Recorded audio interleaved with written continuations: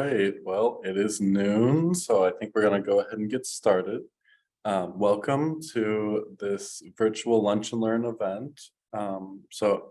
My name is Nick Heverenik, and I'm the User Engagement Strategies Coordinator for University Libraries here at Ball State. And I just want to give a little preamble to the event series and this event in particular before we get started.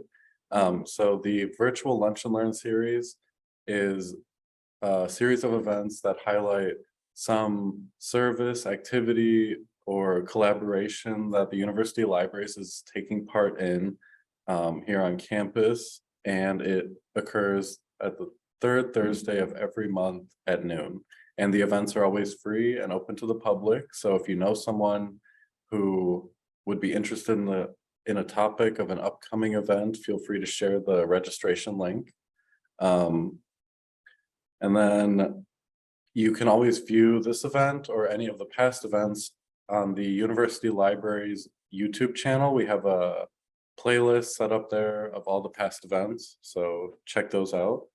And then about this event, this is the University Libraries and the Art of Cartography.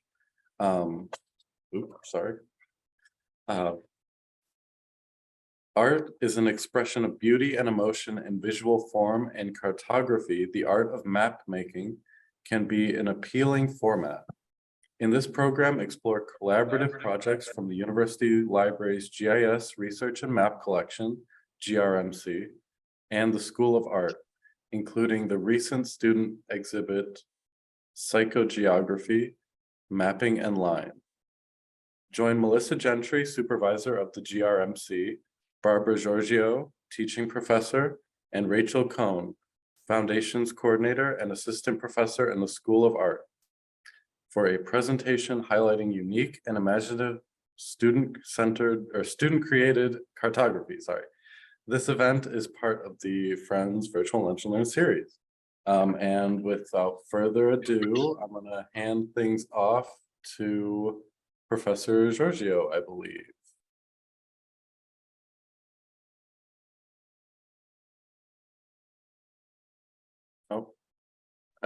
You're muted. Okay, that will help. Yes. Let me go ahead. There. Is that working from your end? Because I have it on my presenter's view. Yes, it is. Yeah. Okay, so briefly, a little bit about myself. I have a master's in fine art in printmaking. I teach within the first year curriculum, 2D design, beginning drawing. I also teach figure drawing within the drawing area and have in the past taught within the printmaking area.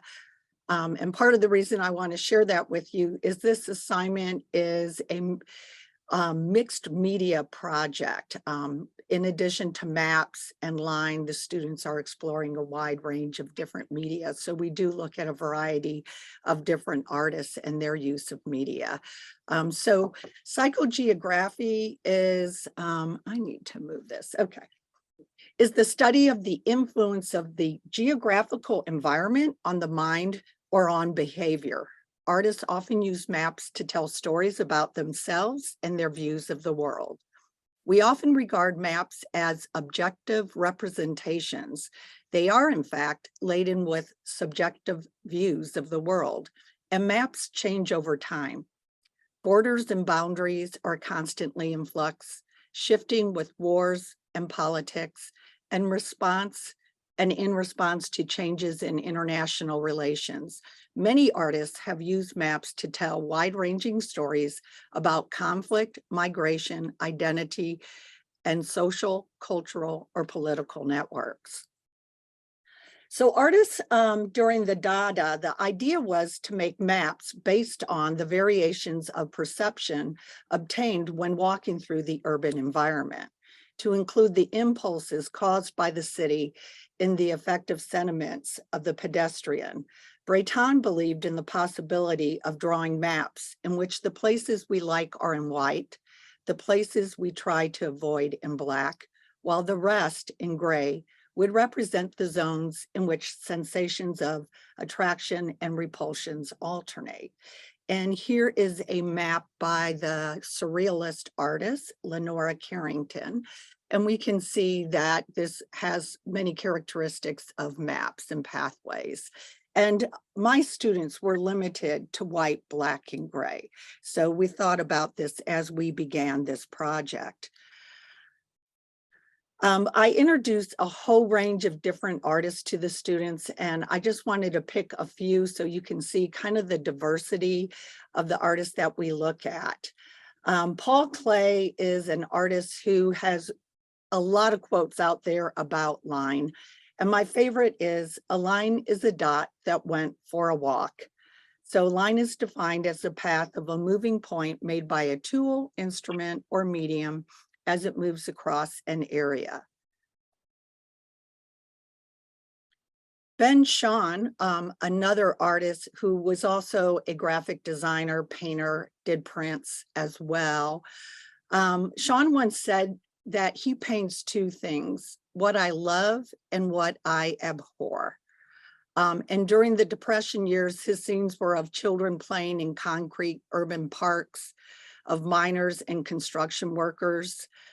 His later work is often symbolic, allegorical, or religious, and reflects on his belief that if we are to have values, a spiritual life, a culture, these things must find their way into their imagery and their interpretation through the arts. Mark making, Jean Dubuffet, very expressive use of media, much more abstracted, has this great quilt that I love to share with my students because it kind of reflects this this is a drawing in the center of a female. So this is what he says, there is no art without intoxication, but I mean mad intoxication. Let reason teeter, delirium, the highest degree of delirium, plunged in burning dementia. Art is the most enrapturing orgy within man's reach. Art must make you laugh a little and make you a little afraid. Anything as long as it doesn't bore. So we really get into the expressive use of different media when we look at Dubuffet. And in the image in the upper right, it's made with black, white, and gray.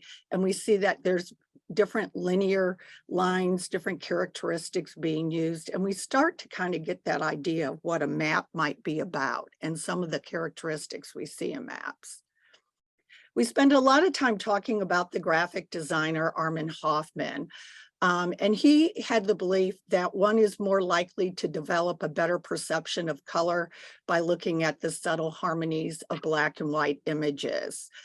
And he has a graphic design manual called Principles and Practice that was first published in 1965 and is now currently being looked at again and introduced to students. And the primary sections in this manual included the dot, the line, confrontation, and letters and signs, and that the dot and the line are elementary exercises and experiments between the contrast of light and dark and the creation of movement and forms. So these are some of those exercises. And this is when I begin to talk to the students about visual forces. And the visual forces within a picture plane could be the edges. It could be gravity pulling things downward. It could be the hot air balloon effect, which is things rising upward. Being center, or more specifically off center, creates visual tension. And so we begin to think about how line can convey ideas, moods, and emotions through the media. And we do a series of sketchbook explorations where they're thinking about some of the Armin Hoffman exercises, some of the previous artists like Ben Shahn and Dubuffet and Klee, among others. And they really just play around with media. And then they move on to think about how those various aspects of line and media, along with the visual forces can express moods and emotions. So they're supposed to think opposite, so confident versus uncertainty, sane versus confusion. So you can see a little bit how the students move from those media experiments to moods and emotions. The next part of their sketchbook is the requirement to journal 3 days of their life as a student. And I signed this so it's over a weekend and involves at least one school day, a Friday or a Monday. So we get some contrasting things occurring in their journal, and it also allows them to travel over the weekend. So they record each day in their sketchbook, thinking about the locations and characteristics of people, places, and environments that they experience over these 3 days. They're told to pay attention to their acoustic experience. A lot of them listen to music, or if they're outdoors, maybe it's the birds. Their visual experience, the tactile experience. I talked to them about, do you walk on the sidewalks at Ball State, or do you cut across the grass? Have you gone into Christie Woods, and how does that feel different from walking on the sidewalk or driving on the street? And then also their moods and emotions. Their journaling should encompass both their outer physical world as well as their inner self and their state of mind. And they need to brainstorm a list of character traits as well as the geographic locations associated with each day. So their journals look all different from one another, and I really encourage them to think about what journaling means to them. They are supposed to begin with the morning, go through the afternoon, the evening, and then at night. They are required to either print maps or look at maps and draw their pathways. We talk about looking at the shapes of buildings specific to Ball State. We look at the shapes of cities that you see on maps, such as Muncie or Indianapolis or South Bend or wherever they may be traveling on the weekend. And so they want to think about these locations, the people they're with. We talk a lot about food they eat, the sounds of music or nature, and their moods and emotions. And then what they do with these 3 days, while we're doing this, we go over to Bracken Library, and Melissa allows us to sort through all of the flat files and the numerous books that they have there, so we can begin to see how the maps of where they've been, along with the media and the line characteristics they explored, can be combined to convey those moods and emotions with the sense of place where they were located. So I picked a few of the artists from a book called The Map as Art, Contemporary Artists Explore Cartography, that is at the library, that I shared with the students some of the images. So this artist, Josh Dorman, says that he's not exactly a landscape painter. His goal is not to depict the way light plays on the treetops, but I do want to get inside to see the rings of the tree, explore the structure of the roots and the branches, understand the bark. He's been using maps to find his way. For Dorman, old sepia colored maps are templates for investigating color and pattern, and systems like engineering, aeronautics, and natural features of landscapes. Emily Ginsberg, her ongoing social studies series maps explore the interactions within and between people going about their everyday lives. So these are idiosyncratic portraits of human dynamics, are narrative-based, using imagery from the body, electronics, plumbing, architecture, and other dynamic systems. Jeffrey Milstein is a photographer, and if you go to his website, you'll find numerous photographs. And he's using his background is as a photographer, an architect, a pilot, and a graphic designer. And he infuses photography with his lifelong creative passion and fascination for flight. His trained eye and steady hand produce images of pristine clarity using photographic post-processing techniques. He distills his subjects from the background to focus attention on design, color, and symmetry. And his prints invite the viewer to experience the world from above. So again, think about how the students are going to translate their 3 days.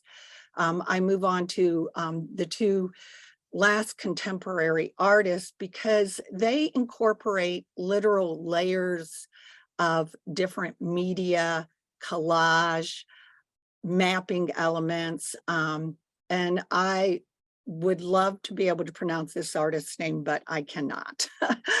But this piece here is about 27 feet in length, and I pulled up a small detail of it.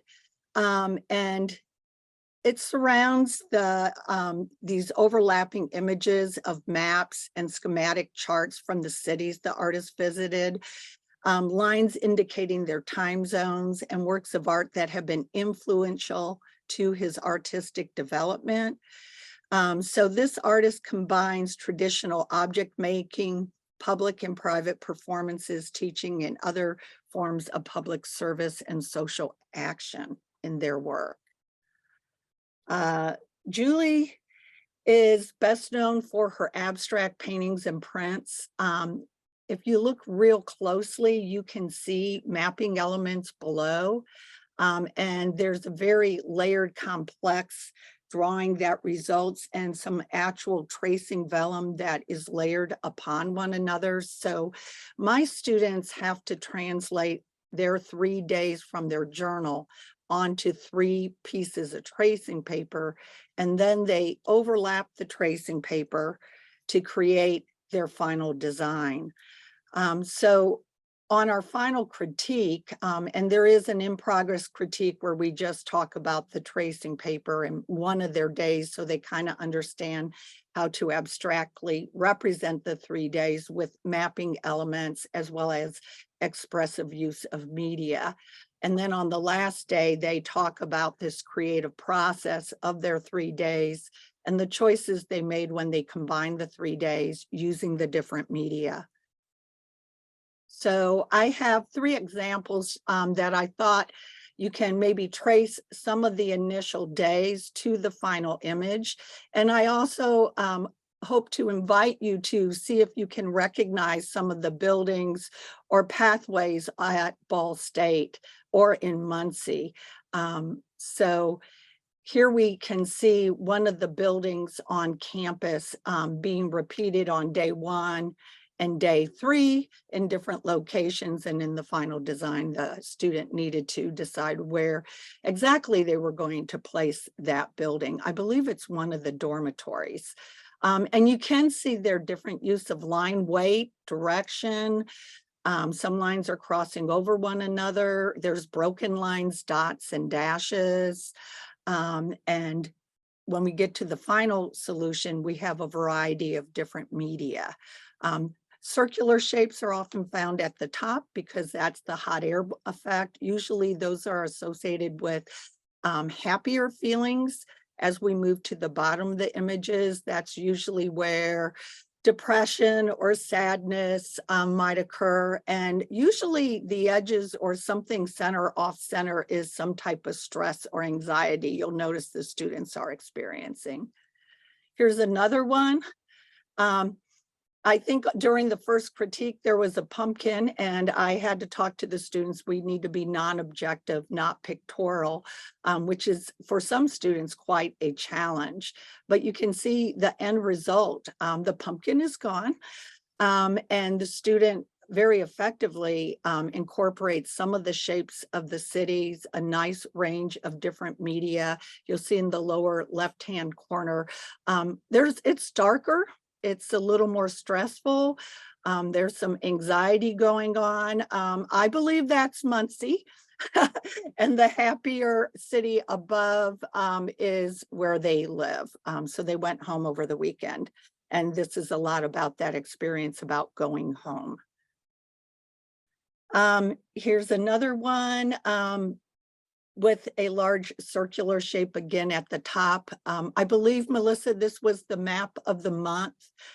This one has dense layering of different pathways that are in the final image using a wide range of media. So this one is very rich and textural, and again is telling about both conflict as well as journeys going home.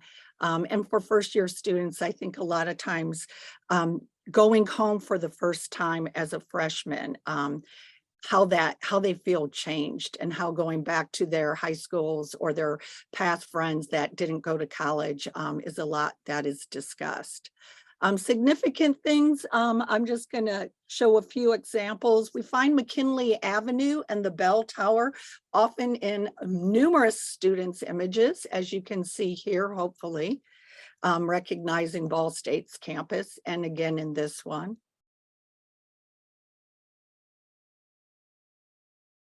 Other images are a little bit more abstract, but this is also that large diagonal is representing McKinley Avenue. This one, hopefully you can see the Art and Journalism building in the upper left-hand corner and the shape of the city of Muncie in the lower left. And in this one, we have both McKinley Avenue, the Art and Journalism building, and Bracken Library, I believe. So we end up hanging our work over at the library. The students really enjoy this. Many of the students have seen this from previous semesters as well. I'd like to thank Melissa for allowing my students to be able to use the library resources for this wonderful experience.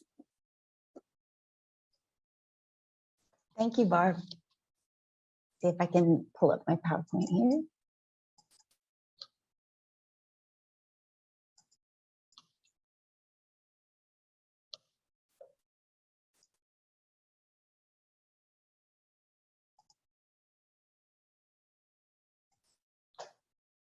Okay, can everyone see the PowerPoint? Someone just wants to nod their head. Yes, looks great. Thank you. So I'm Melissa Gentry, and I'm the supervisor of the GIS Research and Map Collection. I really want to thank all of you for attending today. Some of you may not realize that Ball State University Libraries has one of the largest map collections in the region, not just the state. On the second floor of Bracken Library is a world of over 140,000 maps and atlases.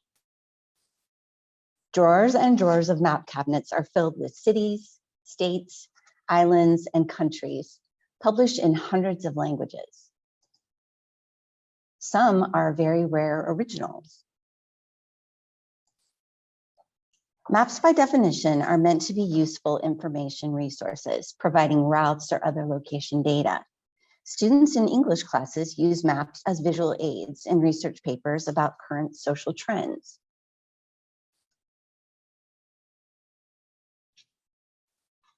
Women's and gender studies students check out maps about women's access to education, healthcare, and government policies around the world.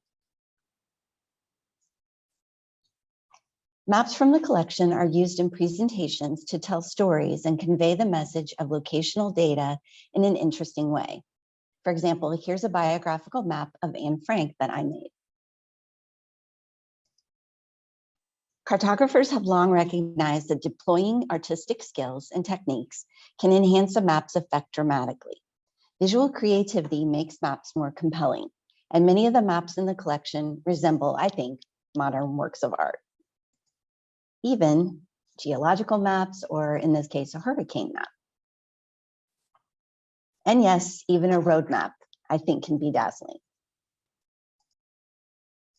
A street map of Venice can elicit dreams of travel and adventure or spark a memory.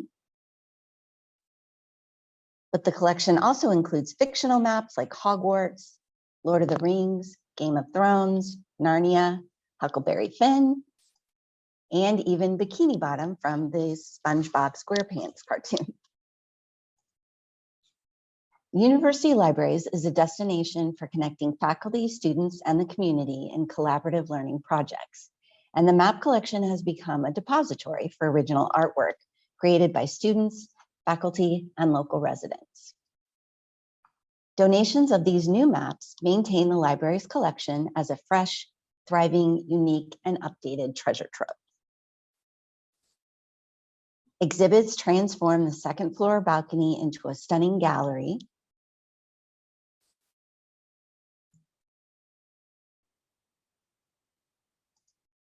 The College of Architecture created 3D maps of sites around the world. You can see here rice paddies in Mexico City on the right. And geography students designed computer-generated maps of Indiana. Using the library's collection as inspiration, students from the School of Art have been creating maps for several years. Many of these maps have been added to the digital media repository, which is on the library's homepage. And the first Thursday art show of student-created work was hosted downtown in 2016. Some more images from that. Twin Archer was the host of that art show. Professor Hannah Barnes' students created maps in watercolor in a collection called Home. Professor Heidi Jensen's drawing students created maps of imaginary places. Professor Maggie Chambers' students this year used cut paper to construct their cartographic masterpieces. Many of her maps have beautiful, intricate details like a unique compass rose. You can see the compass rose in the upper left of the map on the left-hand side. And one former art student from the School of Art who created maps for the libraries is now an elementary teacher, and she this year made her students make maps. And I also wanted to mention to be on the lookout in the coming months of another exhibit that we'll be curating of maps. And I believe it's a guest cartographer, it's a guest student here at Ball State. He's all the way from Brazil. His name is Brendo Carvalho. I think he's here with us today. So be on the lookout for his hand-drawn maps, which will be displayed on the second floor of the balcony. And I just wanted to show you a quick kind of a whirlwind tour of some of these created places that the students have made.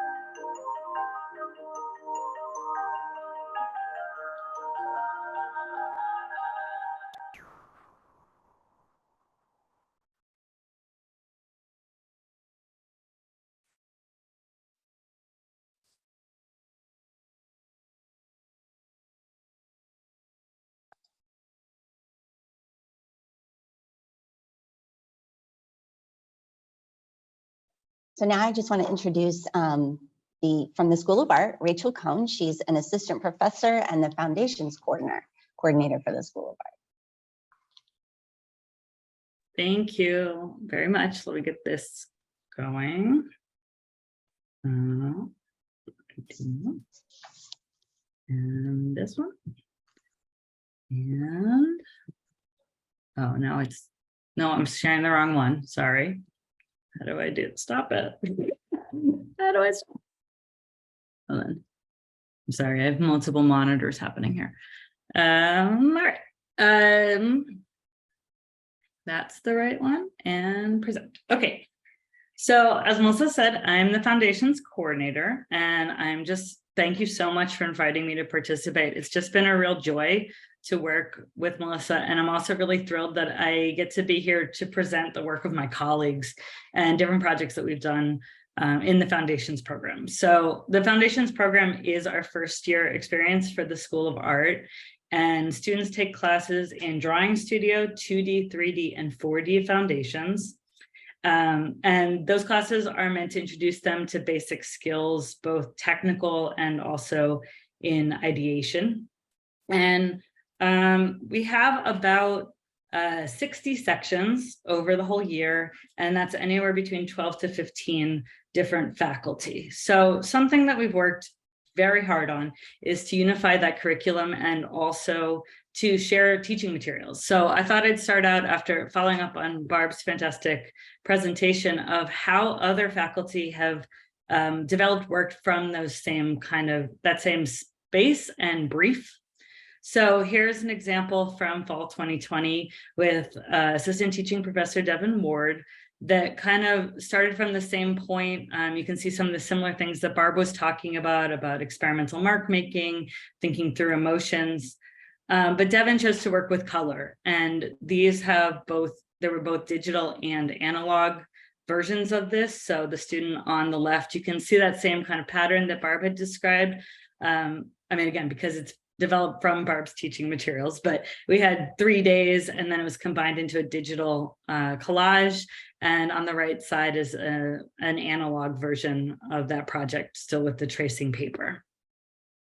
Students also experimented with other materials. So actually working with collage to translate those line drawings into a new medium. And again, they might be working digitally, they might be working with analog cut paper collage. Okay, and this was the project that Melissa just mentioned with assistant teaching professor Maggie Chambers. And you could see it started out in the process in a kind of a similar way too, of like finding a place to explore, going to that place, making a lot of notes, making drawings, making recordings, all of those things, and then taking those notes and translating that into different layers of the image. So there was sort of the conversion from that, or like a more finished sketch. And then those became physical cut paper layers. And this project also focused a bit more on illustration, but sort of started from that same place of psychogeography. And I also wanted to show the kind of breadth of the learning objectives that we're working with, because again, it's about students developing technical hand skills. So you see things like working with cut paper, also all of the design principles, movement, visual hierarchy, organization, but then also conceptual development of how do we convey emotion and time and sensory experience in 2 dimensions. And something that is really important to us in foundations is allowing students to bring in their own interests and to develop their work in these different formats and have different, their personality and their choices are really important as well. So these are also other examples from that same project. So you can see it really a variety of formats. There were a lot of things that popped up or opened, and different shapes to it. Some just really, really exciting different takes on that same brief. We've also had a really amazing opportunity to work with the Apply Space Artist Residency, which is part of the Muncie Arts and Culture Council. And we've been able to do 5 really wildly different and all amazing projects with them. But I wanted to talk a little bit about the White River Guide, which was in fall 2021. And this is again with assistant teaching professor Devin Ward in the 2D Foundations class, the same class that Barb was talking about, with visiting artists Mackenzie Goodman and Adam Stacy. And these artists had proposed that they wanted to come to Muncie. They're based in Marfa, Texas. They wanted to come to Muncie and learn more about the river and make some kind of physical zine or artist book that had to do with the history and geography of the White River. And this project started out by going down to a field trip to the river, collecting different things. They collected natural objects. They picked up some of the garbage down there to help out. They did a lot of recordings, sketches, notes about their feelings, anything that they could kind of observe about it. They also spent some time, oh, actually, here, I just want to show the smiling faces in the sunshine, which I think about often on these gray days of the winter. But then they came back to the studio and they took all of that material that they had created. They also spent some time with Melissa. They also in the archives of the library to get historical information about the river. You can see on the left, there's a postcard, some kind of print material that already existed. There's also scientific information, kind of researching what lives in the river or has lived in the river over time. And then they used all of that to create cyanotypes, which is an alternative photographic process. And what you see on the right is the students each had their own work that they created, which is kind of postcard sized, and they're moving it around to physically create this document, zine, artist book together. And this is what the finished version of that looked like. This is the front and the back of this map. The front side having the sort of, what we would see is like a more characteristic understanding of the White River. And then the back side is the student work as they decided how to arrange it.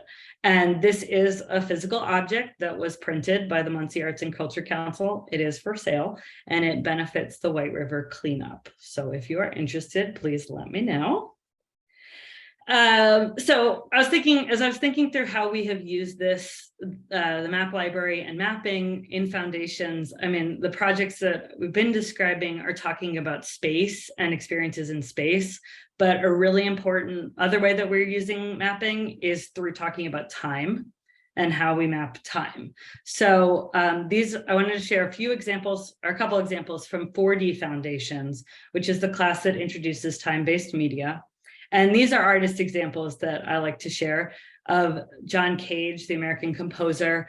And the plan on the left is for setting up for a sound performance called Water Walk, 1959. And on the right side is a piece by Ender Mikkelsen, #1 hit from 2017.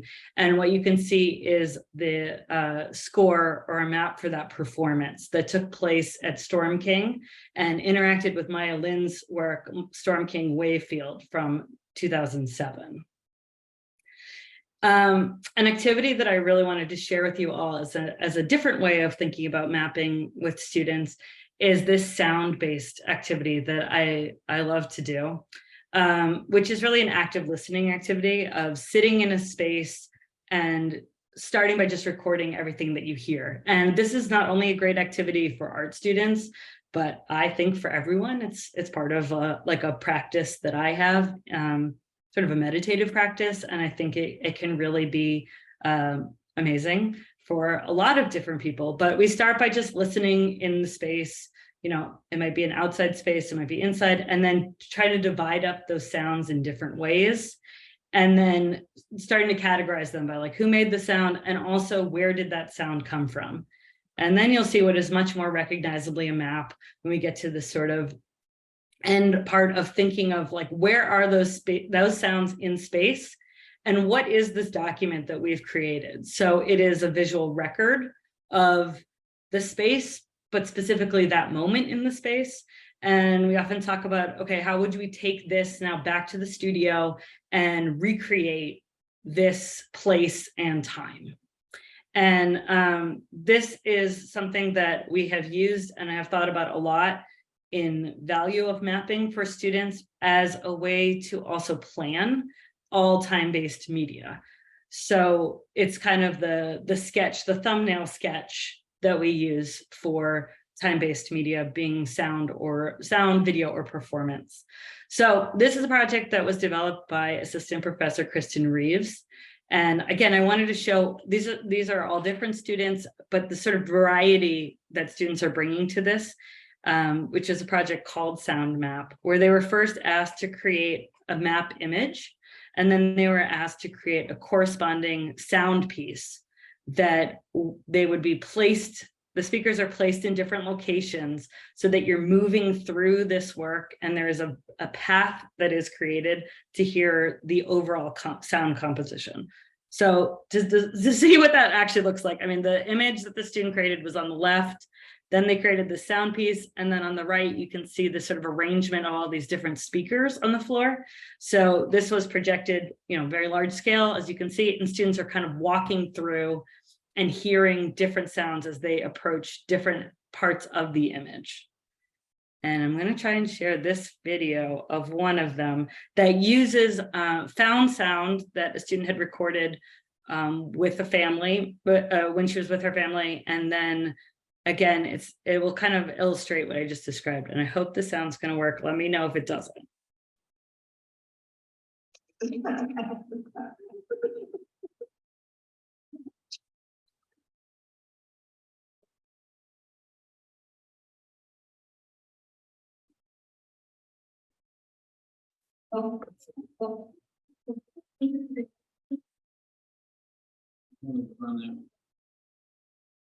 What were you thinking?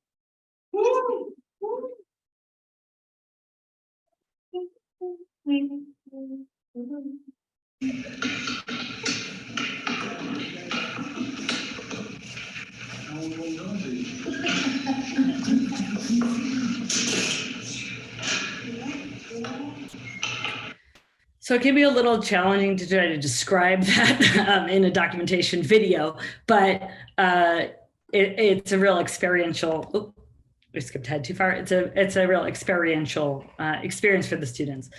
But we had to really pivot during COVID, of course, and so I wanted to also share how we took that same kind of assignment and translated it to a virtual mapping experience. So this is one that is using animation instead of physical space. And something else within this, and maybe I won't play the whole thing for time's sake, but to see that students are encouraged, they might be working with a drawing, they may be working with a digital collage. This student was actually working with a physical installation that they moved around within, but that was all done within the camera work. So this is sort of the same brief in a different format. And I'll just play a portion of it. Oh, I'm scared. Well, I want to knock this if there are people in there. You're making me doubt myself. But like, why would they leave it there? Well, no, it's not. No.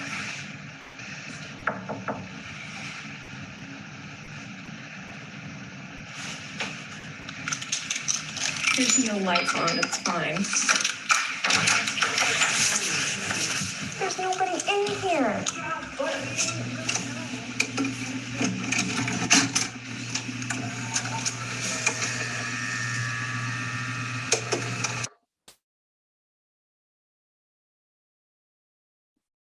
Okay, I'll pause it there, and if you're interested, I'll let me know, and that link is available. But what you could see there was some animation, there's some playing around with digital video, but it is also still this creation of this map of this object, which I think was really interesting, and also a different take on that same concept that they had worked on in the physical space. Oh, how do I get out? Get out. Okay, the last thing I wanted to share was, again, another interpretation that kind of goes from those same activities, thinking about sound mapping. This is a project from my own class last fall, where we worked with, there was a visiting astrophysicist, Dr. Jana Levin, and an exhibition opportunity for students to create work for the planetarium. And so this was, again, starting from the idea of scoring or mapping. Students picked an event that was happening in outer space, and then planned out their scores accordingly. and just share a couple fast examples of that.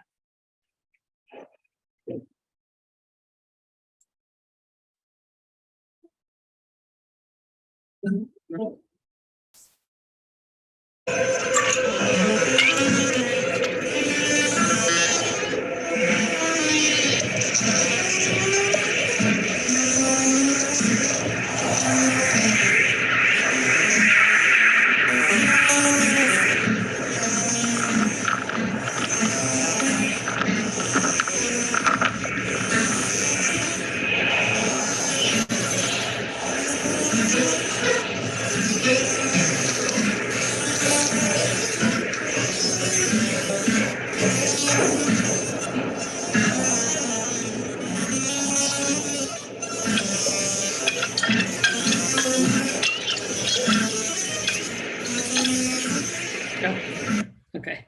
And just one more. This is a really short one.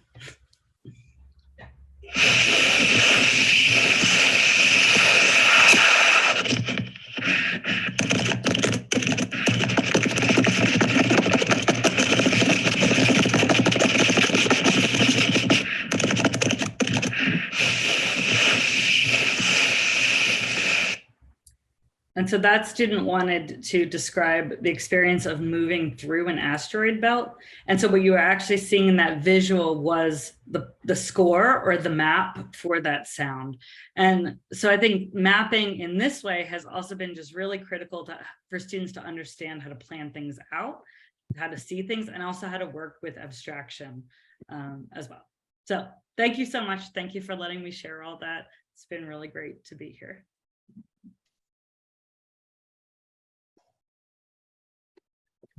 So this is Dean Shaw, University Libraries. And first of all, I would like to thank all of our participants today, our presenters, Barb, Rachel, Melissa. Thank you so much. I mean, I don't know, of all the programs we've had, I'm not sure we've had any more beautiful than this one.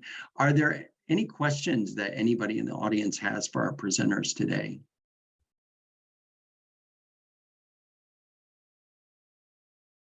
If you want to put something in the chat, you can, or certainly feel free to unmute yourself.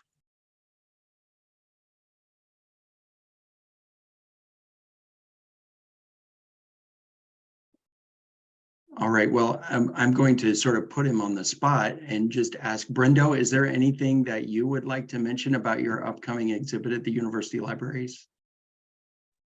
Well, first, everybody's listening to me? Yes, we can hear you. Okay, so good afternoon. Such an honor to be mentioned like an artist. I came from Brazil here to Muncie, and people ask me why you came to Muncie? And I think the answer is concentrated here today, because all that work actually is the mainly point of my research. And to my part as an artist is something like a plus in my studies. So I think you should go to, Map Library and check the exhibition. Would be amazing. We already took some pictures, but I think the live, it will be better. And Martina is here too. Martina, I just participated last week from a classroom, and we are creating some of the maps together with some students, international students from China, Nepal, and Japan. And I think that could be part of the library too one day. I'm very excited to be part of this community. And I think one of the questions that I could do, if you allow me, is when we think about maps in Brazil, we always consider maps like concrete structure as image. So I think Barbara or Melissa or Rachel could explain how it's to deconstruct that perspective of map as such a thing that it's so like solid in geography. Like you need to respect some rules and put titles and scales and all this stuff. And what I just realized here is that you can create maps in a free perspective, not only in artistical perspective, but inside of geography perspective, this psychogeography perspective is very interesting. So if you could talk about that, would be good. Thank you. Thank you. Rachel, Barb, would you like to respond to that? I'm trying to, Brendo, so are you asking about how we move away from kind of the rules of cartography into a more expressive way of communicating through similar systems?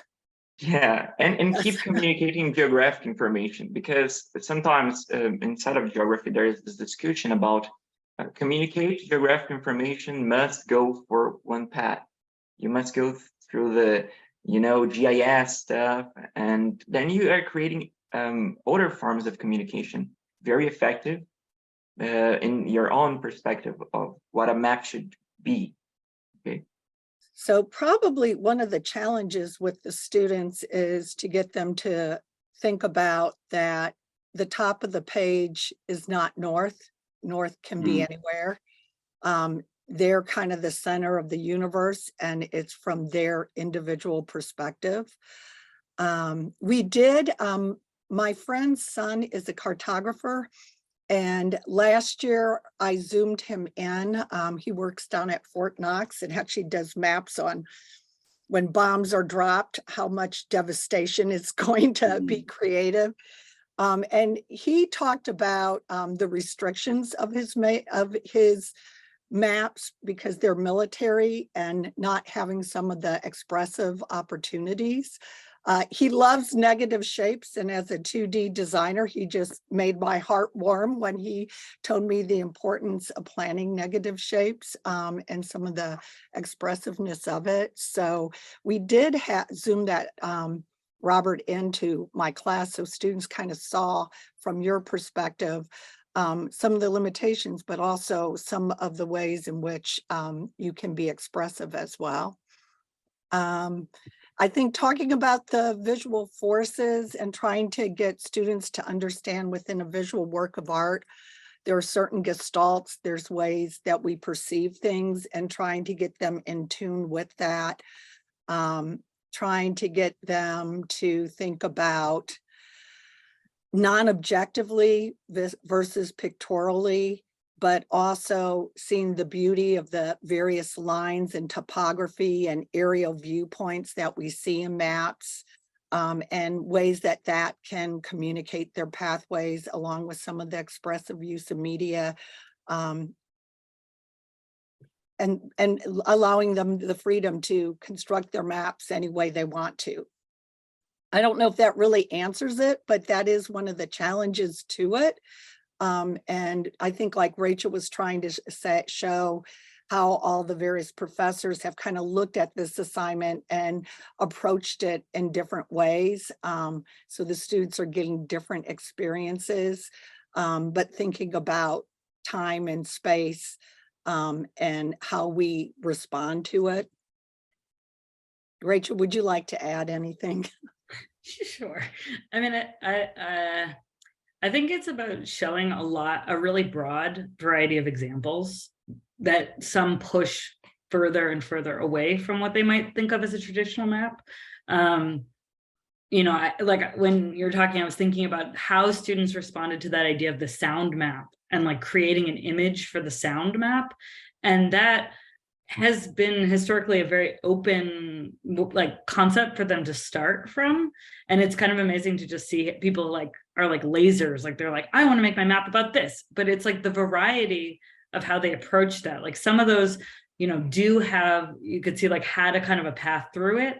Other ones are completely, it would just be a portrait, and it's like, okay, but this is how I conceived of the map. And so like a lot of that just comes from, I think, showing a really broad range and that push away from it. Like also, because my background is mostly in teaching 4D, when I think about like those sound mapping activities, it's like you're kind of walking people through the steps until all of a sudden you're like, look at this thing, and like, look at this document that you just created.